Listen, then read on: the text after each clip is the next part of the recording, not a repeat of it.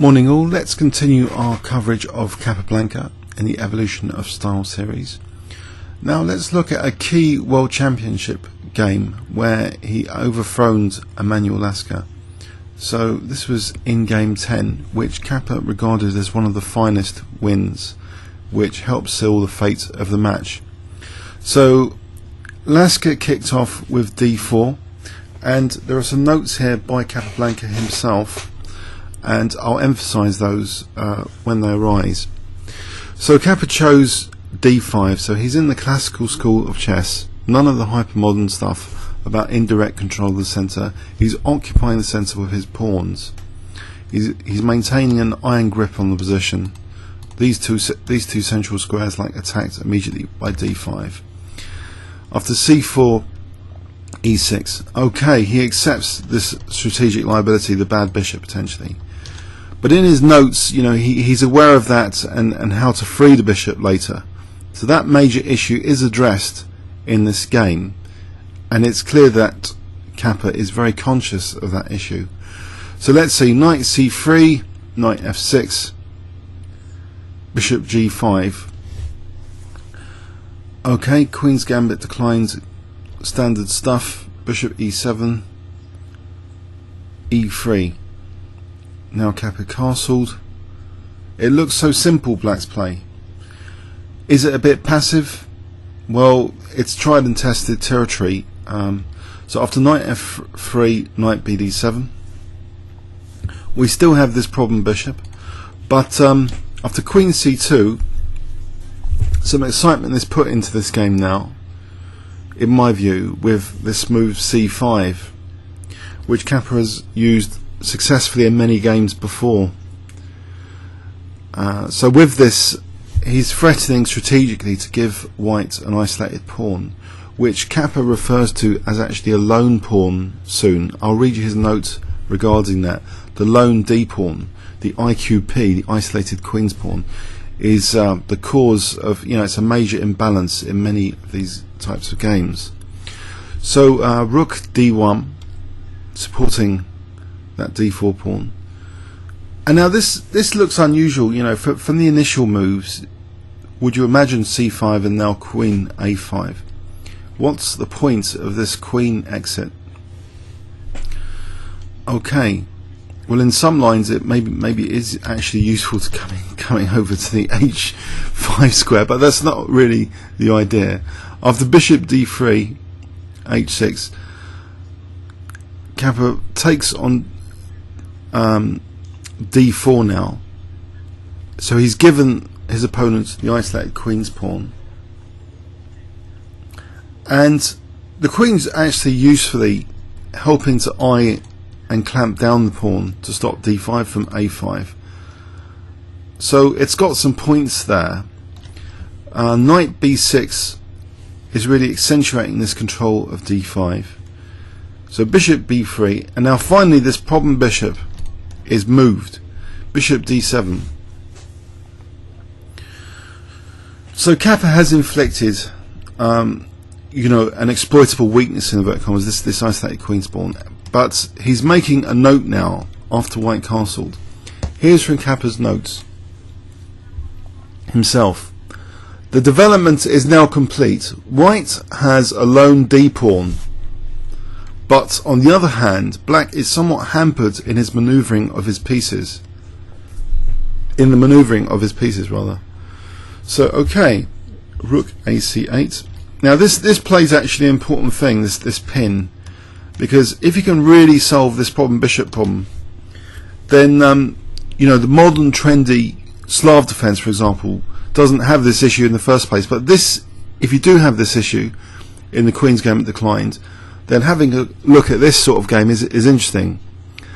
So it's inviting seemingly aggressive move now, knight e5, but the bishop just goes to b5, hitting the rook, gaining a tempo. And Kappa writes, with this move and the following, Black brings out an exchange of pieces, which leaves him with a free game. So he's leaving white with the liability of the isolated queen's pawn, and he's freeing his game, his pieces. so there'll be no issues to make that controversial that white has the isolated queen's pawn. And in fact, we'll see the magical simplicity of this game, which makes it very, very important, I think, positionally, is how Kappa, transitions this opening weakness into like an endgame weakness, which he's using to torture Lasker and win the endgame. So we'll see that through this game. Okay, so rook fe1, now knight bd5. So is it just a case of a blockade on d5, or is it just to free the pieces? Well, it invites bishop takes d5, knight takes d5, and then another exchange. So certainly it's invited a few piece exchanges, and still white is left with this lone pawn, as Kappa would call it, what we call the isolated queen's pawn. Maybe lone pawn is more emotional, maybe it's a better term. The lone pawn, the lonely pawn.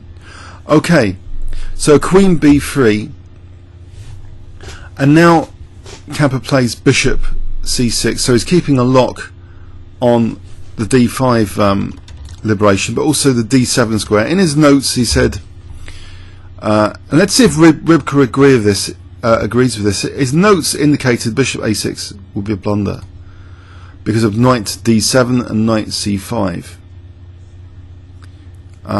Let's see. Knight d7, is this really the case?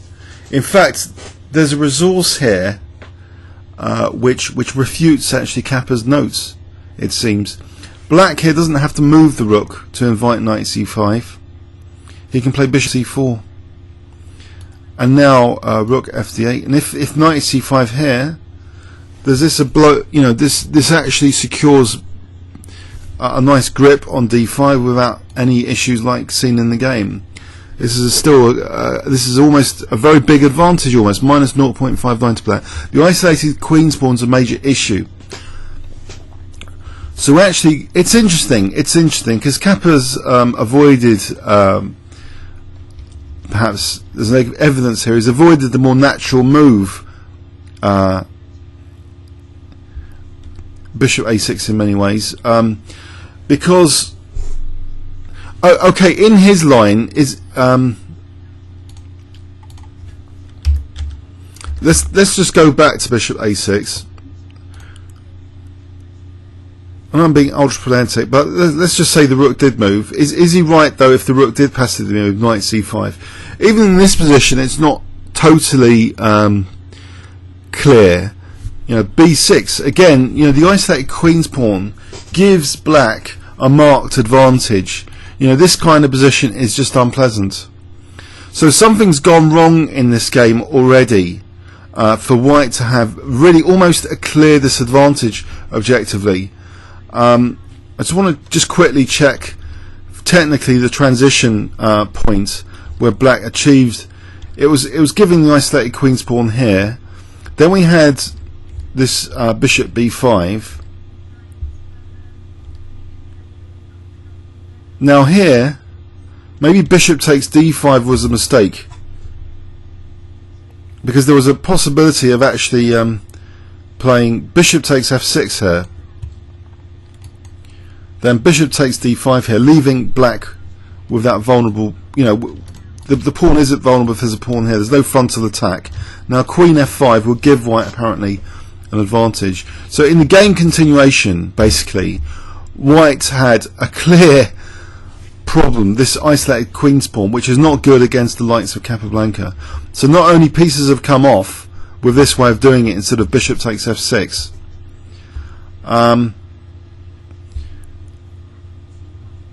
so I wonder what the problem was actually with bishop f6. What was the worry here? If knight takes, wow, this is why this is good. There's knight g6, and so e6 and the tactical vulnerabilities come into play, the dynamics. So bishop moves, because otherwise takes, check, takes, rook takes. It's a disaster. So that was the way to play it. Bishop takes f6. This way, white's got the seeds of a totally lost game here because of the isolated queen's pawn, basically. If you guys think the isolated queen's pawn is just a technical issue, this game will make you think twice. If whatever this game does to your particular interpretation of structural weaknesses, it might do that. It might influence you that the isolated queen's pawn is a bad thing, and if there's any technical opportunities to avoid it, like bishop f6, like in the variation we've just shown, then maybe take them. Okay. Now, in this situation with b takes c6, you know, this wasn't such a hot move then.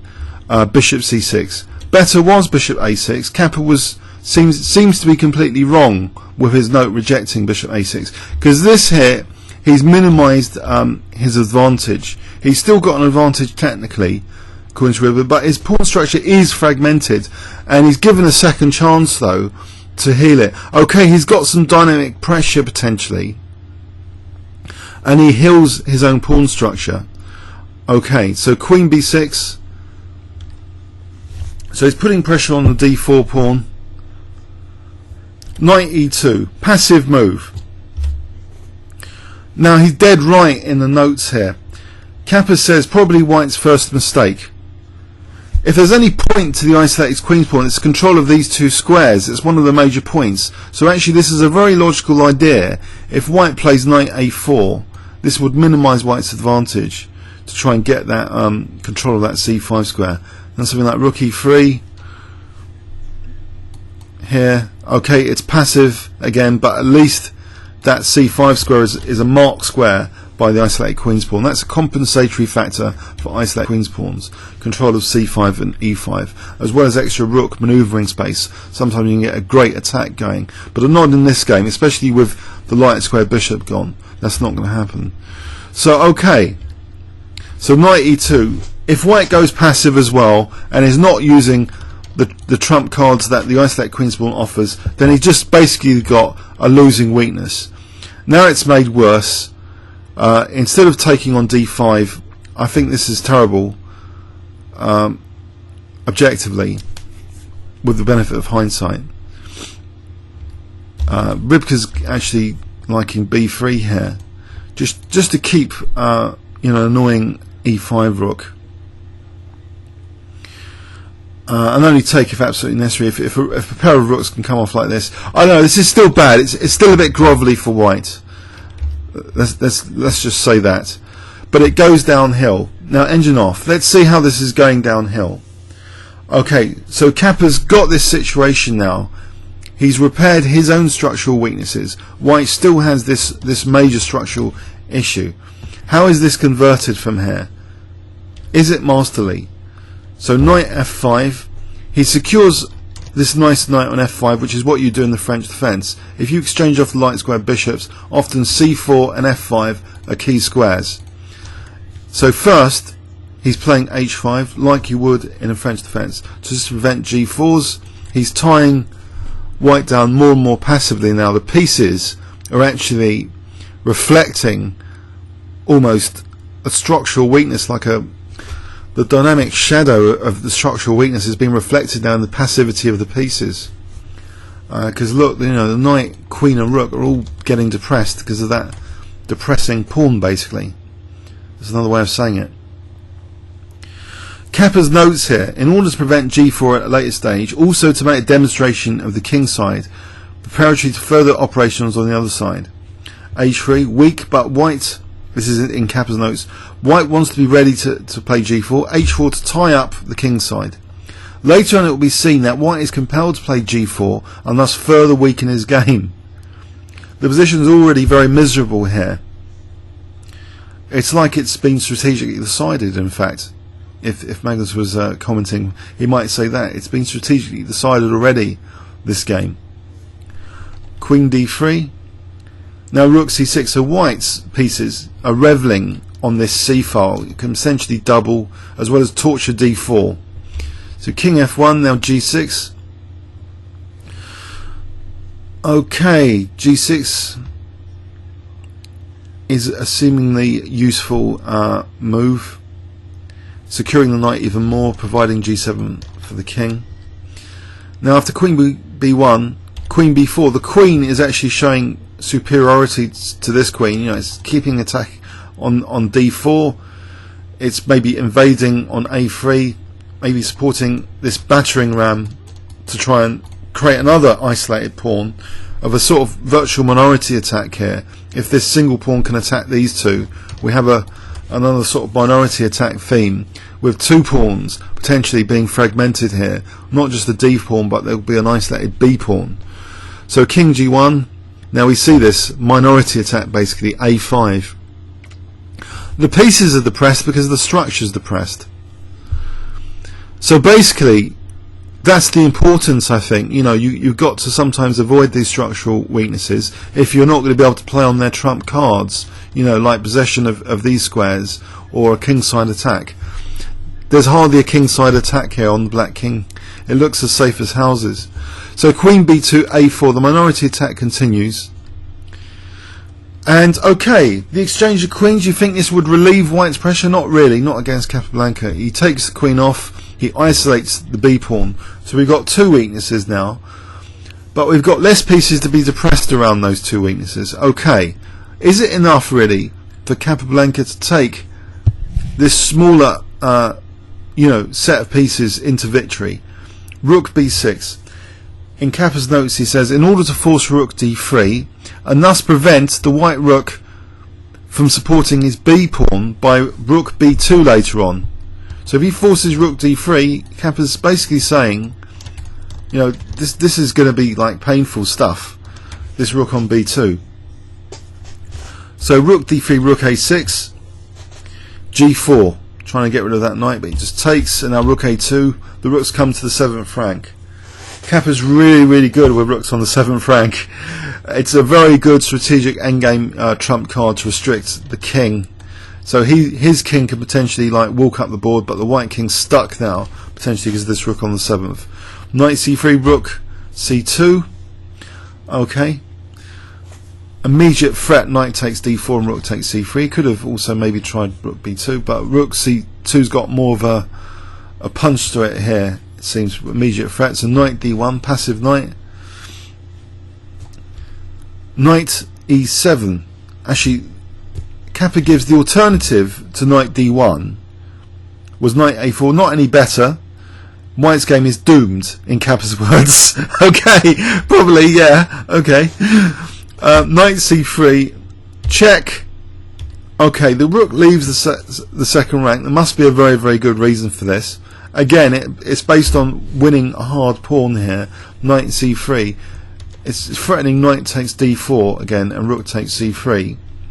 So knight d1, and now rook b1. Okay, there's all sorts of threats here. For example, you know, knight a5 to try and win that, or knight b4 is looking good. Okay. But actually, there's a note here. After knight d1, pardon me, Kappa's saying not knight b4 here. He actually plays rook b1. He says not knight b4 because he's saying rook d2, rook b1, rook here. Or sorry, knight b2.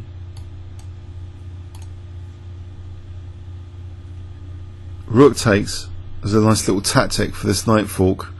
Kappa's basically assessed this position as not winnable. Knight takes b2, king d2, and black could not win.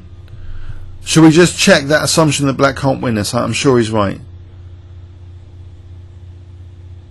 Yeah, it's given us dead equal by Ribka actually. Yeah, he's right. Yeah, this pawn ending is not good. The knight's actually stranded there. So that's a tactical point to note. Even in this simplified endgame, you need sometimes some tactical depth, even in the massively simplified material.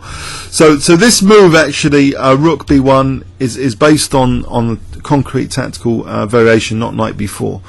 So it's not totally casual actually.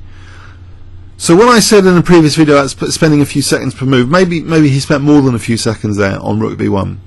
Okay, he wants to guide this to a win. I mean, white had the isolated queen's pawn. It would be a tragedy if he didn't.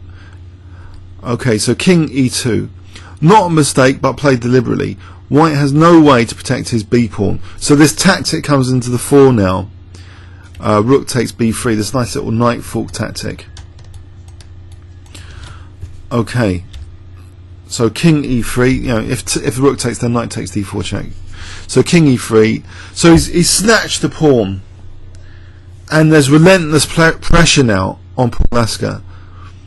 So the knight is starting to torture again, going back to f5, now g5. Is it safe to play g5? Evidently it is. White's really tied down to d4 anyway, so and also this knight can sadistically come to e4 here, which it does now. So knight e4 check. The rook can triumph on the 7th rank again, restricting the white king. Now rook a2, and Kappa writes, all these moves have a meaning. The student should carefully study them. Okay, we are carefully studying them, Kappa. Okay, thank you, Kappa, for this great game. The isolated queen's pawn is being vividly demonstrated here. Okay, so king f1. The king starts the march. So obviously there's a superiority now that the king is more dynamic than the white king. King's coming up the board. Now he's creating his own passed d pawn with this e5 soon to come. So e5 is coming soon after a bit of torture. Kappa writes, this was my Sil move and unquestionably the best way to win. Okay, so rook d3, he's got a point, he does create a passed pawn basically. The king's also got a greater inroad, so d4, and then the king can re-centralise now to d5. There is nothing left, Kappa writes. The black pawn will advance and white will have to give up his knight for it. This is the finest win of the match, and probably took away from Dr. Lasker his last real hope of winning or drawing the match. That's what Kappa wrote. Blimey. So I don't know what you guys think of this. Modern grandmasters are playing the Slav, which doesn't have the Queen's Bishop problem. But if you want to remember a key Capablanca game where this Queen's Bishop problem is resolved and white's left with a nice little Queen's pawn, whoops, then this is probably a good game to remember, to put into your memory. How was it done again? Done by seemingly strange moves actually you wouldn't expect from the opening. This c5 and queen a5. It's like, what is this? c5 and queen a5. The central tension is needed here to be able to saddle white with the isolated queen's pawn. It's an aggressive, structurally damaging idea from a seemingly passive setup here. The Queen's Gambit declined. c5 and queen a5. I don't know what modern theory thinks of this. Seems pretty good to me. So bishop d3, h6, okay. So there's no little like cheapo, you know, bishop h7 takes, bishop takes e7. h6 actually secures the h7 pawn safety, as well as giving the king a pigeonhole later. So here's the settlement of the isolated queen's pawn. But there's a major inaccuracy which lurks in this game where white didn't need to go downhill. So the isolated queen's pawn, the nice pivot squares are used here, knight e5, it's okay so far. And we saw, okay, so knight bd5. It's bishop takes d5. I think that's the seed of white's destruction. There's a really super accurate move here, just bishop takes f6. If Kappa had been playing Rybka, he'd be finished here. Well, not finished, white would be okay. If bishop takes f6, you know, what advantage would he have here if both sides have the isolated queen's pawn? White's using the pivot squares, it's fine, it's stable. And in this line, this is the horror line. If Kappa had been playing Rybka, where bishop takes f6, and we say knight takes f6, knight g6. It's dynamism to the rescue, which means you can't really spend a few seconds on every move. That's the point. You know, Kappa was this natural genius, but behind the scenes, sometimes there are tactical possibilities which changed the superficial look of the position for who's actually better or worse. So although white has the isolated queen's pawn, we know in modern games that you've got to use the trump cards the isolated queen pawn provides, and it's not just these pivot squares, it's the king attack safety. It's like e6, g6. These are all key things which the extra kind of scope of the pieces here temporarily provide. The isolated queen's pawn is part of that. But it's got this upside, and this dynamism would have been reflected here with knight g6. Brilliant move, knight g6, making use of this sensitive diagonal potentially to be able to take on c8 and then take on e7. That will totally wreck the black position. But you know, let's just have a quick look at the importance of this. Actually, if the, you know, what else was there then? If in this continuation, if rook fe8, then black would be faced again with more dynamism. Rook takes e6. You know, this is scary stuff. So if takes here, this is a mate in 3 now. Check, a mate in 3. Knight f8 check, and then queen h7. So this is all stuff behind the scenes. And maybe modern players, they're aware of this kind of stuff, that if you're going to have the isolated queen's pawn, you've got to have an attack most often if you want to win. Otherwise you're going to go down in the endgame eventually, like this game demonstrated. So Paul Lasker, he went down, but needlessly maybe. So bishop c6, this was an inaccuracy. Bishop c6, bishop a6 was perfectly playable. Okay, so Capablanca, he mends this pawn structure though. He's allowed to mend this pawn structure. So white's going downhill now, remorselessly. Okay, Capa's play is very neat, very nice. White's pieces are getting more and more depressed. His pawn structure is getting worse and worse. 2 isolated queen's pawns. The rook's coming to the 7th with materialistic gobbling threats to win a pawn, which eventually succeed here, winning a pawn tactically because rook takes b3, knight d4. With a pawn up, he can go back to the torture mode, put the rook back on the 7th, start to bring his king up and start to create a passed pawn, which he does so neatly. He's creating a passed pawn. So finally we see a sign of, in one of my series, you know, Capa's great endgame conversion technique. It is beautiful stuff, elegant, but as I say, the isolated queen's pawn is a double-edged thing.